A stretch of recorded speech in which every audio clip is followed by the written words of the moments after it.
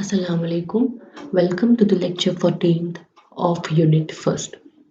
Today's topic is driver and buffer circuits for thyristor. Why we need driver and buffer circuit for thyristor? As we know, there exists a difference of potential between gates of various thyristors and between the low voltage control circuit, which is of the order of few volts, and high voltage power circuit, which is of the order of several hundreds of volts.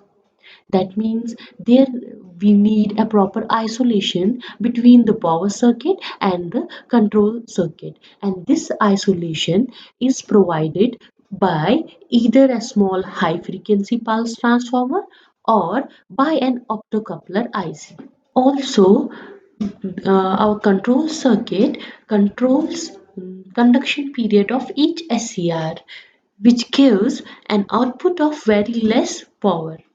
This low or less output power is not sufficient to drive our gate directly. So, for this purpose, we are using a transistor amplifier which amplifies the weak gate drive signal. Thus, simply we can say the main function of this driver or buffer circuit is to provide the proper isolation between the power circuit and the control circuit, and the second one is the amplification. Now I am discussing some DBC circuits here.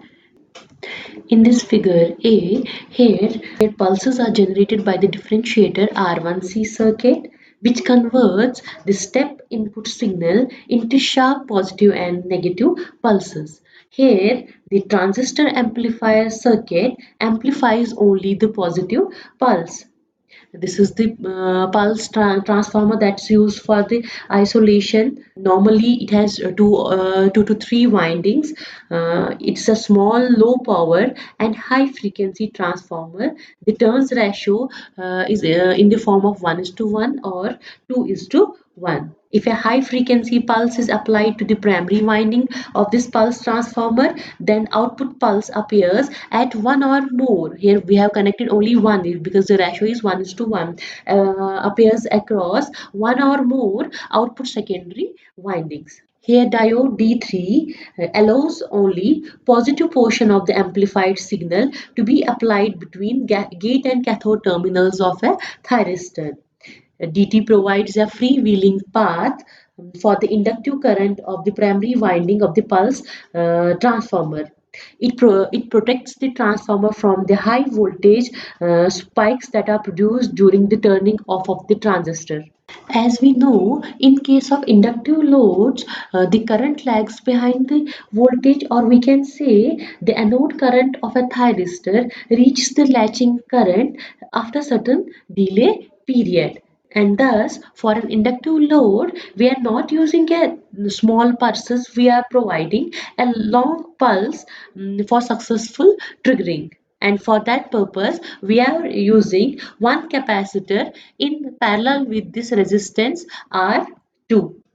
However, to avoid saturation of the core of pulse transformer due to this long duration of current, this pulse duration is restricted to only 50 microseconds to 100 microseconds. Also, this continuous gate signal that we are using in case of inductive loads increases the thyristor losses and decreases the voltage withstanding capability of thyristor. Therefore, to avoid all such things, we need a train of trigger pulses of high frequency for the whole conduction period.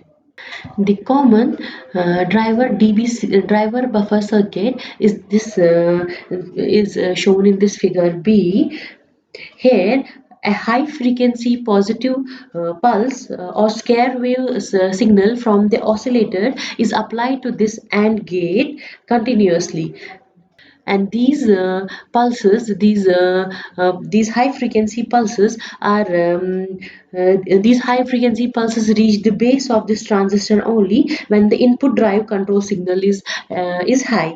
Here, the transistor basically acts as a switch to energize the primary winding of the pulse transformer.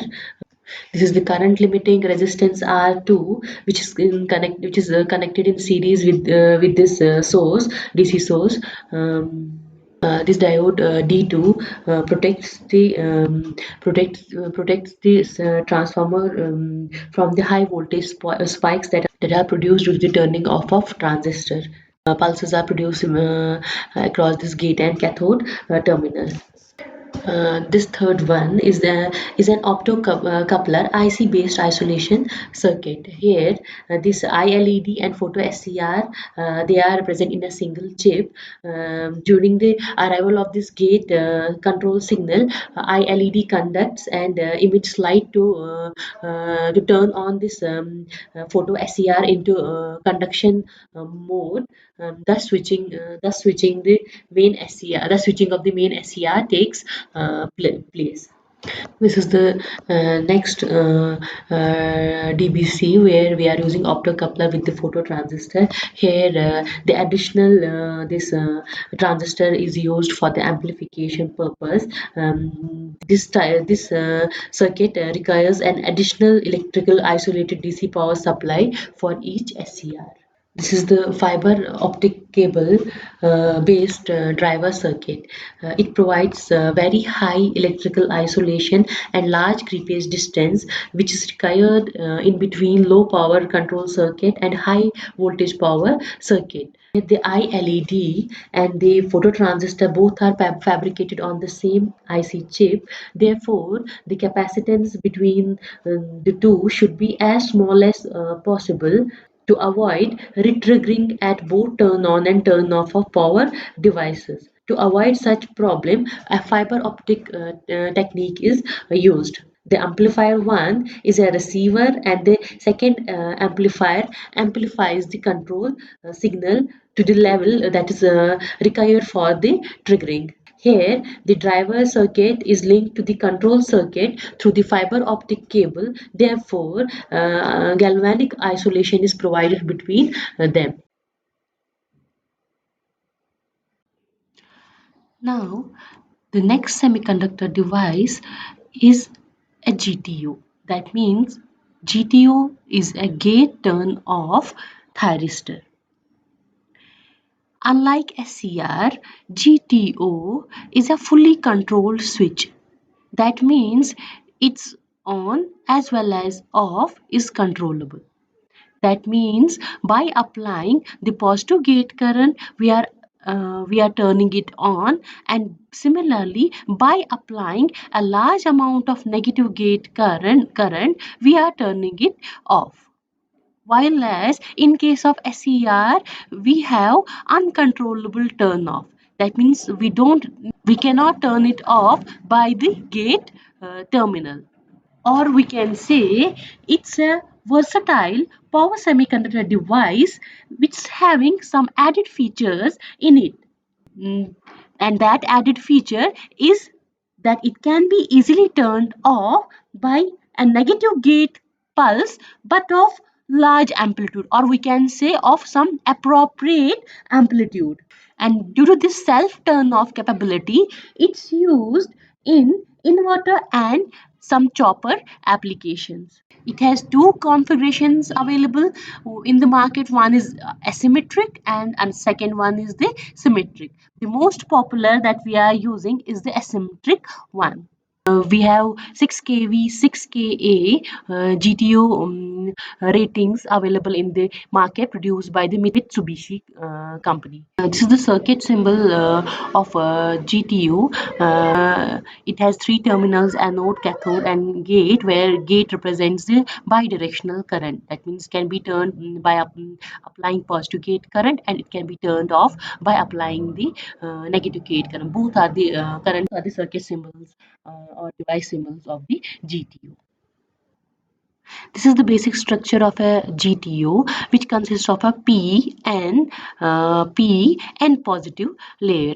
Here, the cathode is connected to the outer N positive, and gate is connected to the inner P layer. Here, in case of GTO, some N positive fingers are diffused in the outer P layer. We have three terminals. One is anode, cathode, and gate, or we can say it's a four layer three terminal device. By applying negative gate current, we can evacuate the holes from this gate terminal or this inner P, and this anode terminal, or we can say from this outer P.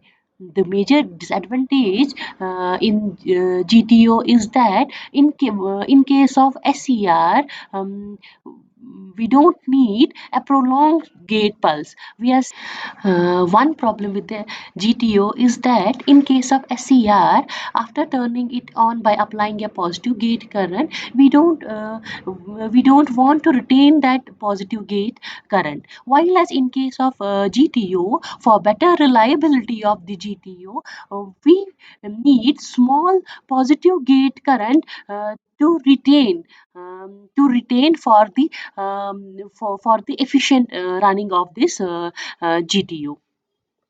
This is the one drawback of this GTO. One more disadvantage with this GTO is that we need a large gate current to turn off as compared to turn on, and that large gate current that we require makes its gate structure very complex.